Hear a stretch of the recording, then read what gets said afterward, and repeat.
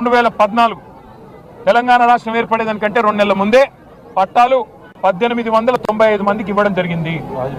Bhoodan board స్వయంగా ఆ chairman గారు చెప్తున్న మాట, ఇవి సక్రమమైన పట్టాలు. హైకోర్టు కూడా వీటిని ధృవీకరించి మరి మధ్యలో కూడా ఇంటరిమ్ ఆర్డర్స్ కూడా ఇవ్వడం జరిగింది. ఇవాళ వాస్తవాలు ఇట్లా ఉంటే కొంతమంది కన్నుబడింది.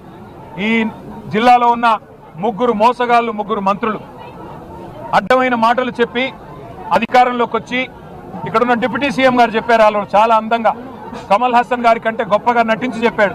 ఏం చెప్పాడు? 6 గ్యారంటీలు తెస్తున్నాము, ఆ గ్యారంటీ కార్డులు భద్రంగా పెట్టుకోండి.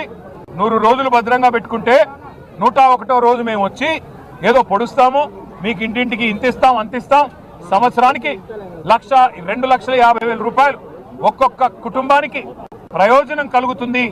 100 రోజులు ఆ కార్డును కాపాడుకోండి అని చెప్పి డిప్యూటీ సీఎం ఆనాడు సిఎల్పి లీడర్గా చెప్పారు. ఇప్పుడున్న పొంగులేటి శ్రీనివాసరెడ్డి గారు 6 గ్యారంటీల అమలు మా బాధ్యత, మేము మాట ఇస్తే మడమ తిప్పము అని చెప్పి ఆయన కూడా అరవీర భయంకరమైన డైలాగులు. అట్లాగే తుమ్మల నాగేశ్వరరావు గారు మాటలు ఊకదంపుడు ఉపన్యాసాలు ఇచ్చారు.